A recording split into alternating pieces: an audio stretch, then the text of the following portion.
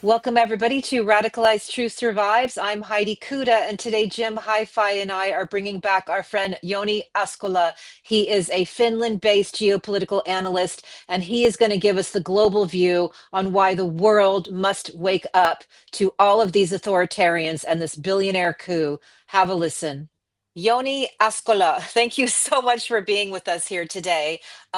We're very, very grateful to all the guests who are still doing the work and informing people, because right now accurate information is everything, and of course we continue to be wildly failed by corporate and billionaire owned media in America, and it's just really absolutely not the time for euphemisms, because this is where this is everything is so serious right now. And I just want to remind you, when you were last on our show in November, you told us by successfully buying their way into power, the South African oligarchs are now exerting influence in the US through their proxies. And you predicted that what America will look like is Russia in the 90s, when the oligarchs were running the politicians, and that it was violent, and that it was, instilling tons of fear in the population. And how did you know that? Because I think we're seeing that play out. I mean, I wasn't the only one who was writing about that, and actually, Jim, for example, was one of those who was writing about this a lot. And in my case, I obviously wasn't a huge fan of Donald Trump, but it's only a few months before the election that I truly realized what Elon Musk and Peter Thiel and the other guys are trying to do.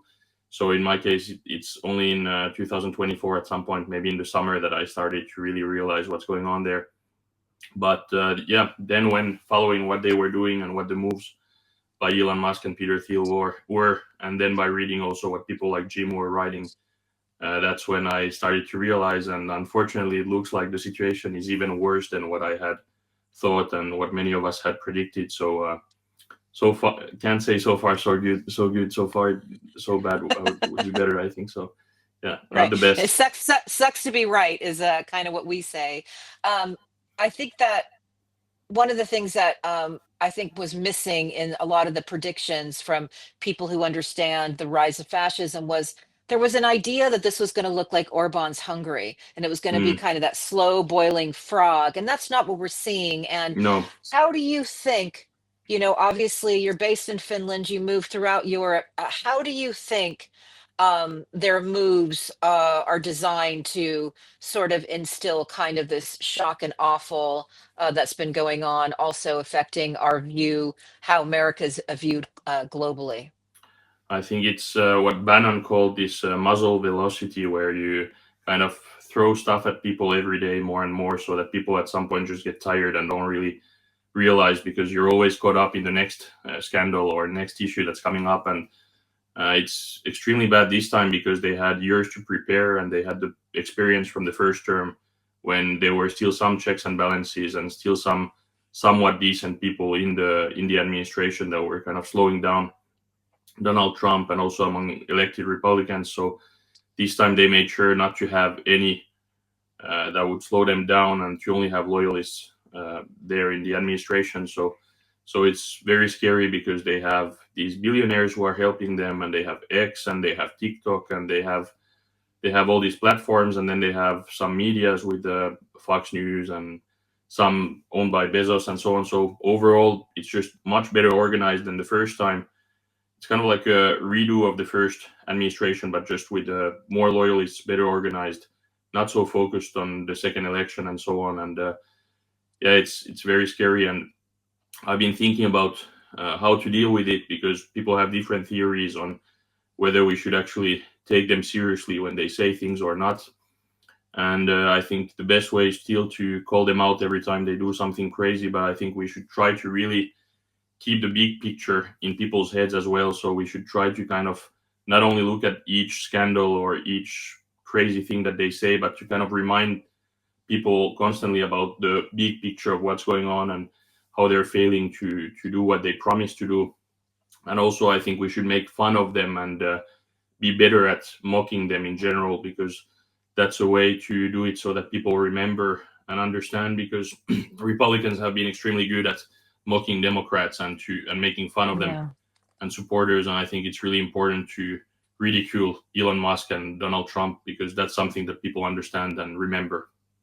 One more question for me, then I would like the guys to jump in. Talk to me about how you see the moves that Musk is making as a way to not only harm our power globally, but our soft power. Can you explain Mm, what you mean by that? yeah, I mean, when looking at this from Elon Musk's perspective, he's, of course, he might have some ideological side to it as well, and he's racist and he's a homophobe and sexist, and he probably believes what he's saying to some extent, but in some way he's also doing it out of self-interest. You cannot become that rich and that powerful without being someone who cares about his own interests. So he's putting his interest before American interests, and he's caring about his companies and his goals. And he's someone who he's quite unstable and crazy in some ways, but at the same time he's someone who sees things far away. He has these plans for in 10 years or in 5 years and so on, and he doesn't mind if one of his companies is suffering because he's doing something. If the whole picture still brings him closer to his goal, which is in 10 years or something, he doesn't care if he sells less Teslas to Germany and so on. So he's a crazy guy, but at the same time he has this big picture and he knows what he's doing, and he's not doing it randomly. And I think that for him to reach his dreams, he needs China, Russia, and the US to get along to some extent. He doesn't mind if they are in competition, but he wants them to not fight or not be in war, because if they are at war, then it makes it more complicated. And he needs the Chinese market and the Chinese labor and Chinese rare earths. And he needs Russia by extension, because China depends on Russia for a lot of natural resources, and because Russia doesn't bring much to the table, but Russia can take a lot away, because Russia can shoot down satellites and do all sorts of stuff. So in Elon Musk's mind, Ukraine and Taiwan and these are just issues that make his life harder, and he doesn't mind throwing them under the bus, because he thinks that if China, Russia, and the US get along and just have their own spheres of influence, then it makes it easier for him to reach his goals and his ambitions. So I think he's thinking far ahead, and I think he's limited in terms. Some people overestimate him, some people underestimate him. He's not that smart in some ways, but at the same time he's kind of like an evil genius guy in a way, because he kind of knows what he's doing in the long run, and he's doing everything to make that happen, and that's why he's so dangerous.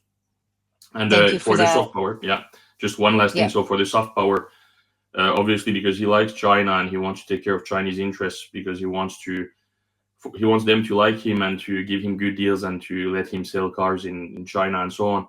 So he's of course trying to make sure that the US doesn't defend Taiwan. But then also, when we were looking at what he's doing with the USAID, it's just a classic case of sabotaging US soft power, because the US in the developing world is known through programs where it helps these countries, and by taking those away, he's making the US weaker and China stronger.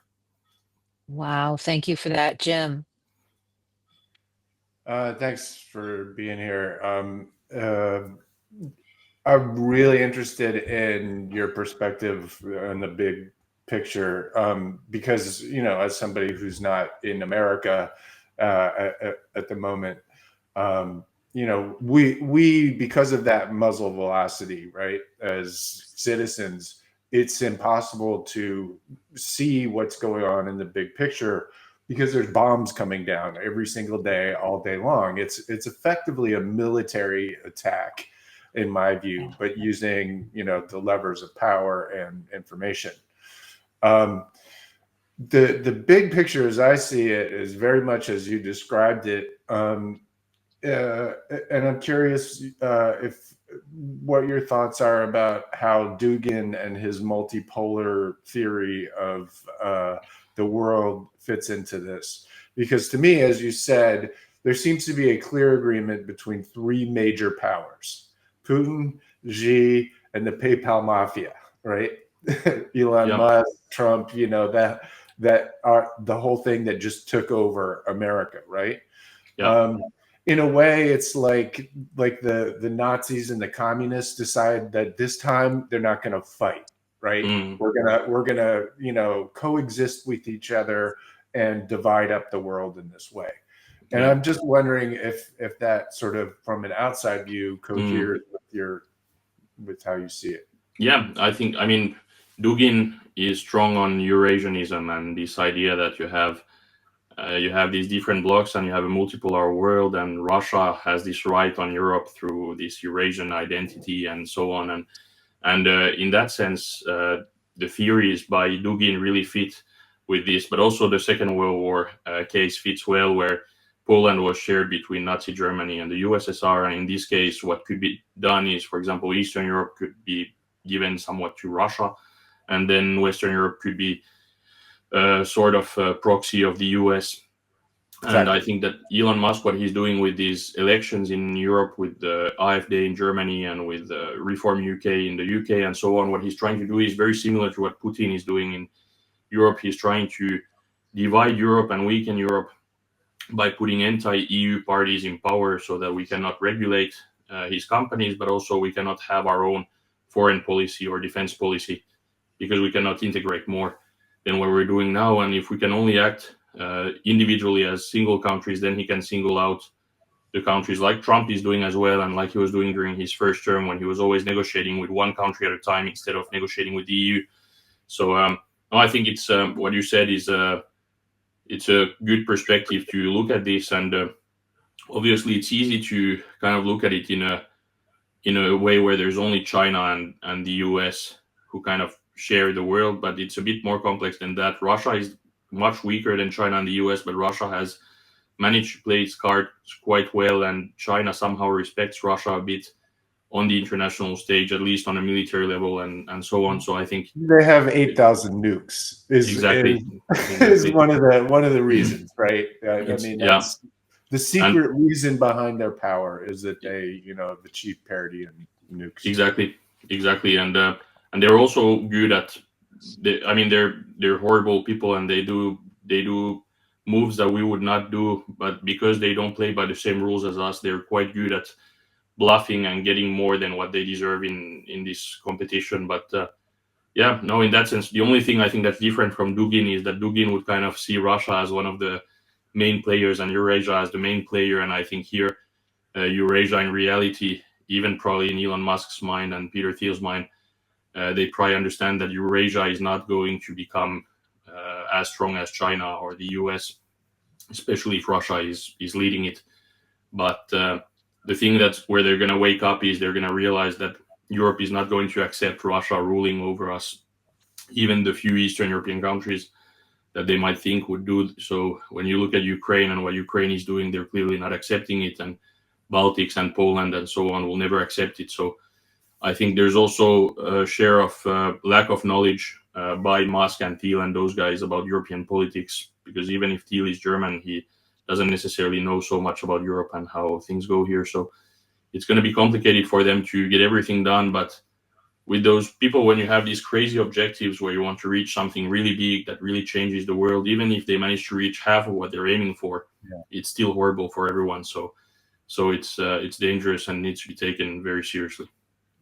Thank you for that. That was amazing. High fidelity. We talk about how Russia and China and the PayPal mafia are attacking the free world.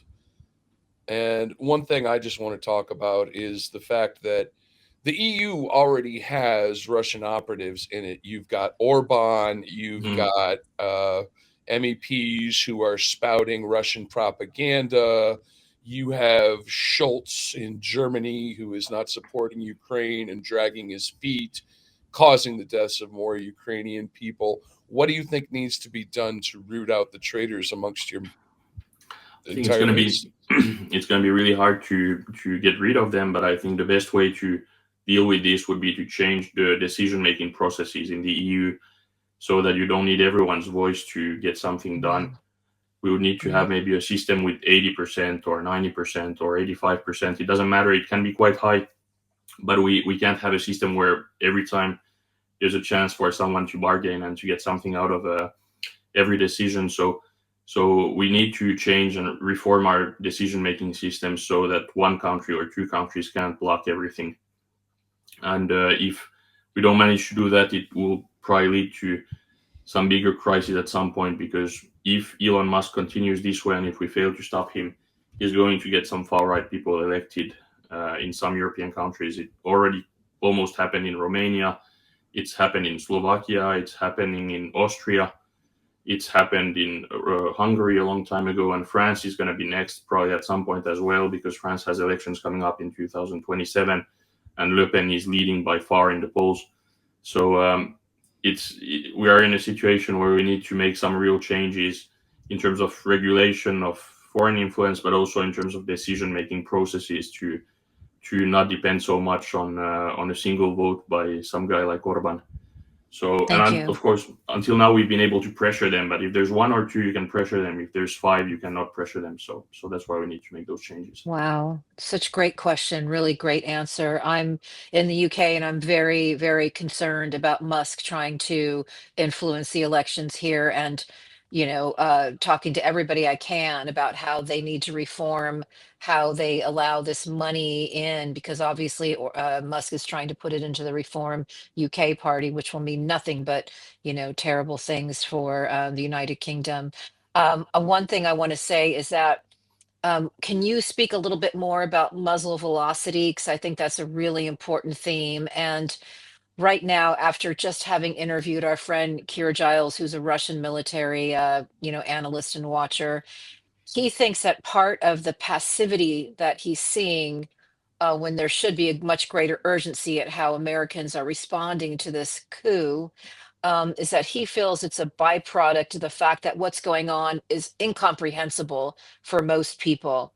And the fact that they don't understand really the full extent of the way institutions have been captured, he said it's beyond people's experience and probably beyond even their imagining. So we should not be surprised with the speed at which the slash and burn tactics have been applied. He said no coherent response to it has yet been evident. And of course, that's part of the plan. Move fast enough that a resistance cannot be mounted and you will achieve your objectives before there is the possibility of actually rescuing any of the institutions that they're destroying. I bring that quote to you because I feel like what you hit on with muzzle velocity is in sync with exactly how Keir is seeing it. Most people cannot believe that this is happening in the US. And clearly, if it were Honduras, we would understand what is going on. Yeah, it's crazy because all these things that we're seeing and that are happening are things that they've told they would do at some point. Yeah. And even muzzle velocity is something that Bannon has said openly that that's going to be the strategy. So as you said, it's very hard to believe, and even for people outside the US, it's hard to believe that they're actually doing these things and actually threatening Panama and Greenland and Canada and Mexico and so on. And they're just going so far that it's impossible to believe, and that's the whole idea of it. But I actually saw a video when I was on the plane yesterday. I think it was Ezra Klein who was speaking about how to deal with this muzzle velocity, and his idea was that we shouldn't believe it. We shouldn't believe what they say, because when we believe what Donald Trump says, we give him power. And that's, of course, it's an interesting point, but that's not going to be enough if people don't believe him. And I think the big issue is that a lot of people, as you said, don't believe him and just kind of like take it as him just speaking. And that's what they really want, is us to kind of not take them seriously and let them do their thing on their own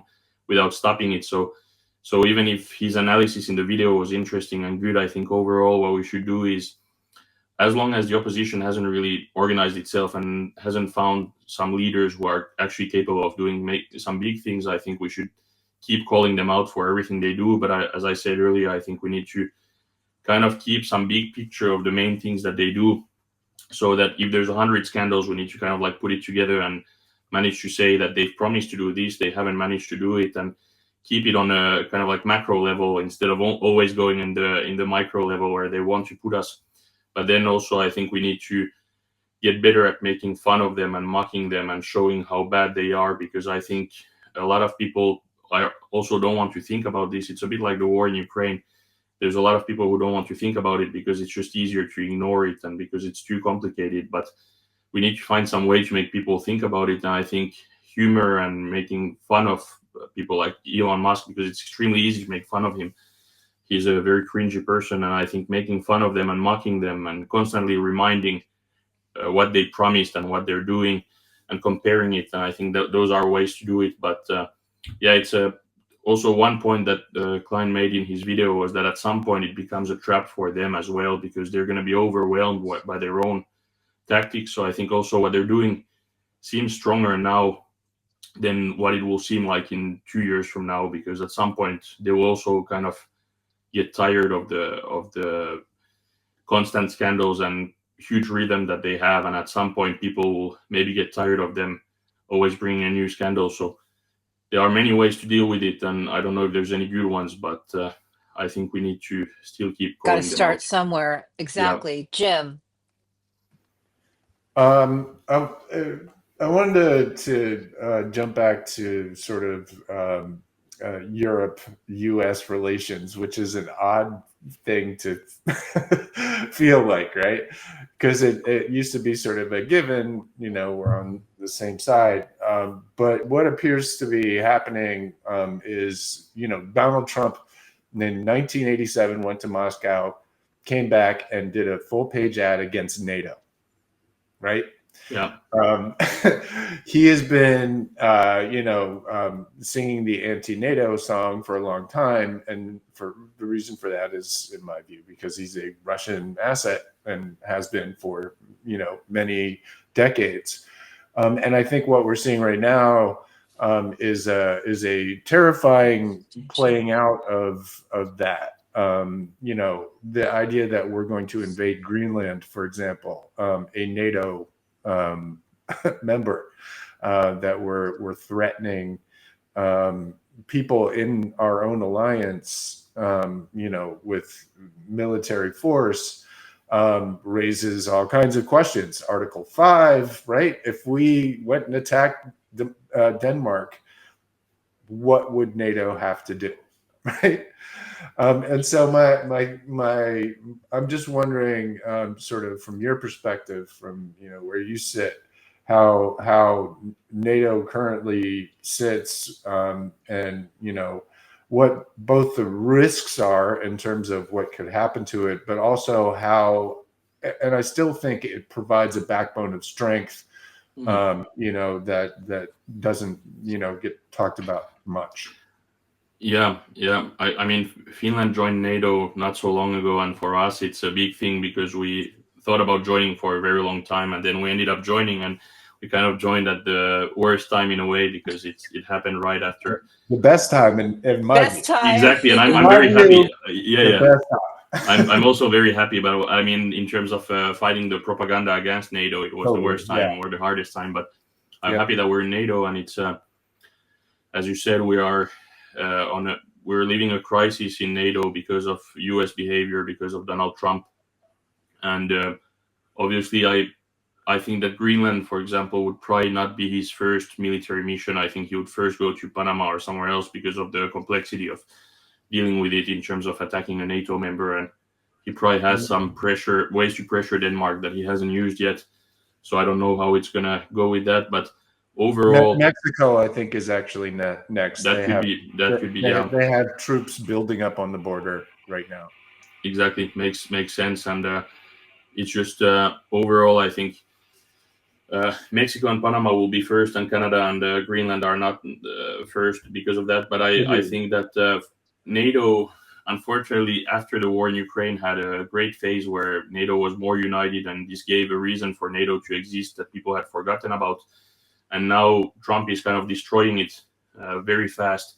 And countries like France, for example, who have always kind of been NATO, they've been in NATO, but they were out of the command of NATO, and they didn't go to Iraq, and they always hesitated a bit and don't always follow the US on what the US does on the foreign stage. And I think this is not going to motivate those countries to become more aligned with NATO. So it's like what we would call in Finland in ice hockey terms a direct pass to China and to Russia, what Donald Trump is doing. And as I've tweeted many times, I think if China and Russia would have a shared agent as the president of the US, he couldn't do a better job than what Donald Trump is doing right now in terms of weakening US soft power, but also in terms of weakening its alliances.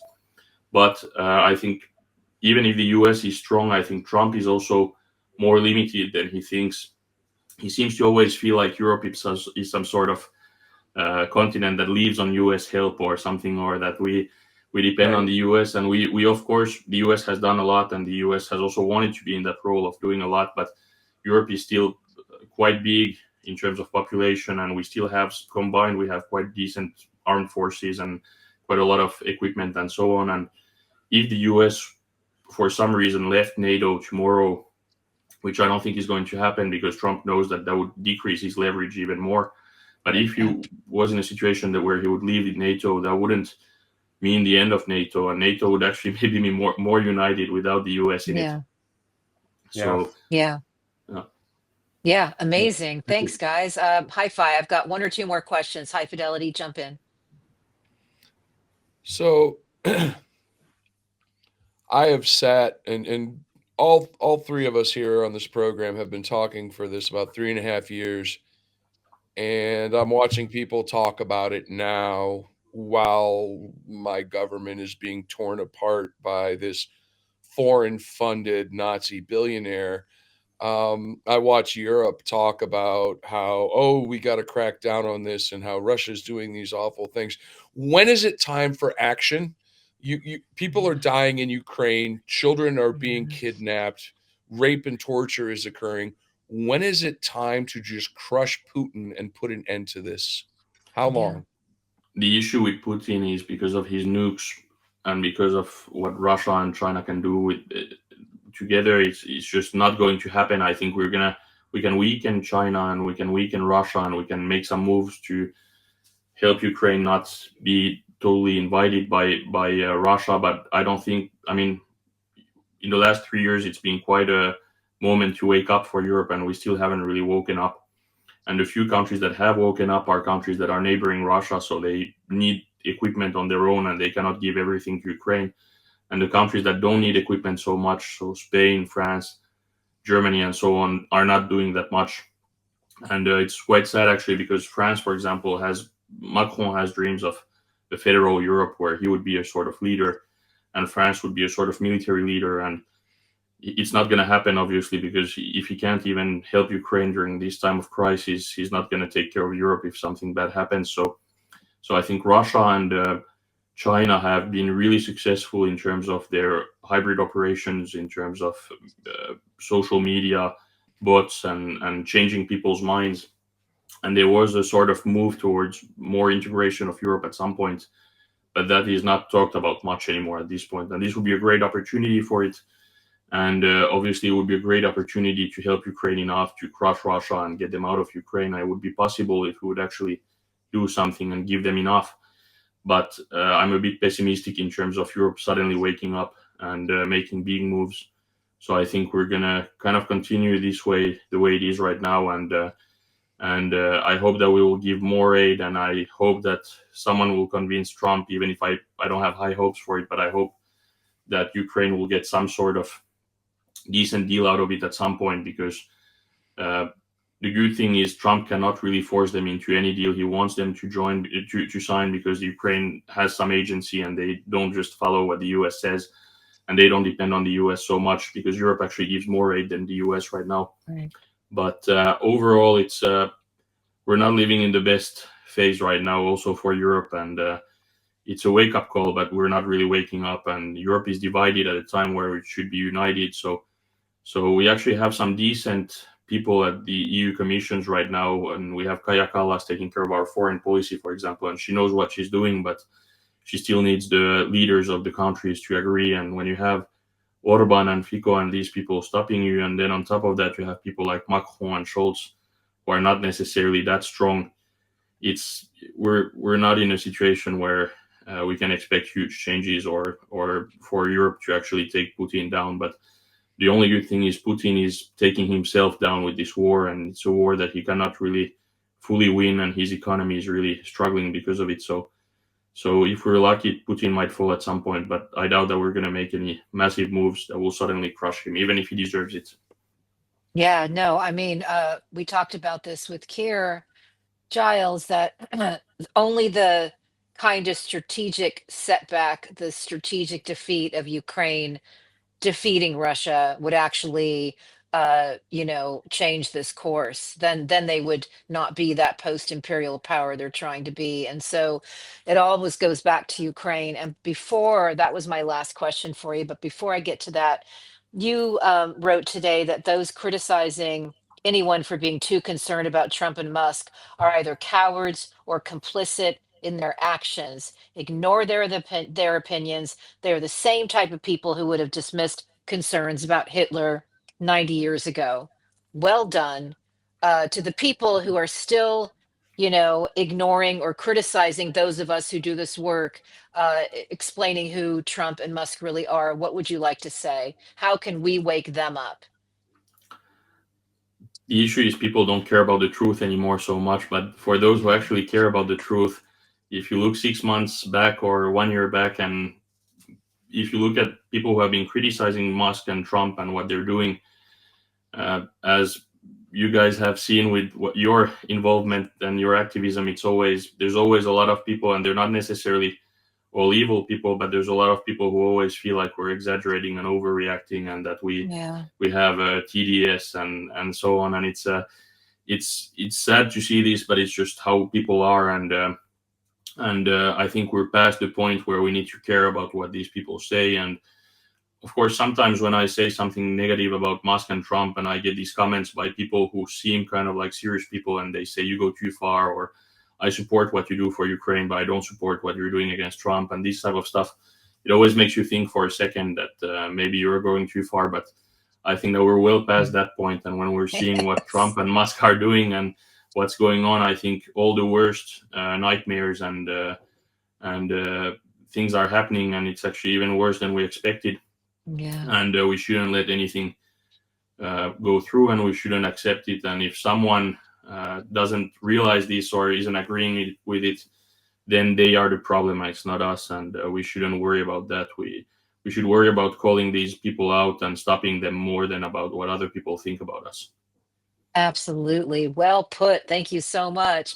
My last question is, you do so much along with your brother to support Ukraine's defense against Russian aggression.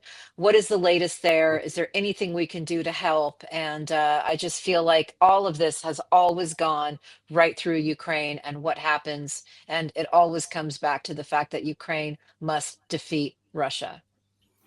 Thank you. Yeah, everything is related to Ukraine here, and Ukraine was in some way also a great chance for us in the West to unite and wake up and do something. And we took a part of it, but we didn't really go all in and didn't do everything that we needed to do. But yeah, as you said, we're trying to help Ukraine. And in Ukraine, actually, if you look at all the private people who have been fundraising and bringing equipment and so on, it has done a much bigger difference than people would expect, because the numbers of trucks and drones and so on that get there are really high. And there are lots of these organizations and people like me. There are tons of us, especially Ukrainians, but also some European ones. And we try to continue. And we've been expecting this to go down and people to give less and less, but actually we've managed to keep it at the same level, and people are still donating. So we're very happy about that. And I was in Ukraine in December, and I was expecting that people would be a bit more pessimistic than what they were earlier when I was in June, for example. But actually, I don't see much of a change, and Ukrainians are still fighting, and they know that even if they're tired about the war and they're tired about what's going on, they know that there's no way out, because Russia right now doesn't really want to negotiate or give them any fair deal. So I think the only way for Ukraine to get a decent deal out of it and for the war to stop is through strength. And strength can only happen with more equipment and more aid and so on. And just a quick update on what's going on in Ukraine. There's a really big change happening in Ukraine right now that no one is talking about. The army is changing itself from a brigade level army to a corps level army.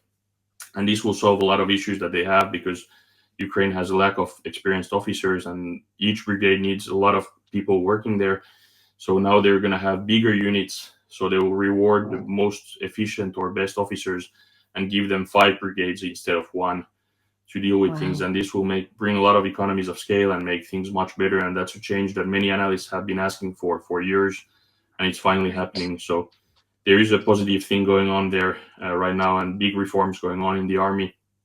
But yeah, I'm going to start a new fundraiser in a few days to buy some anti-drone jamming backpacks to a unit of a friend of mine called Khan, who is French and who's fighting in the International Legion. And I'm planning to go back at some point in the next few months to bring some trucks. So that's the situation right now. That's just brilliant. Thank you so much. You will Thanks. let us know how our viewers can help when you get that up and running. I want to thank you so much for being with us here today. I always feel you. better about these conversations, this global view, how important it is. So, so many countries throughout the world, their people, their young people are fighting. They don't want Russian rule. They want the freedoms that have always been, identified with the West. And the majority of people in America want that too. And how we're going to achieve it again, I don't know, but I'm always grateful for these conversations. Anything else, gentlemen? No, I just thank you for your work and for being out there. And I'll see you on the battlefield. See you there. Yes. Thank you. And I just want to add here, I don't know if you can see on my finger, that's my great grandfather. And he was fighting, that's a picture of him in World War II when he was already fighting against the Soviet Union. And the battle continues. And yeah, thanks for everything you're doing for this. Thank you so much, Yoni. Thank you.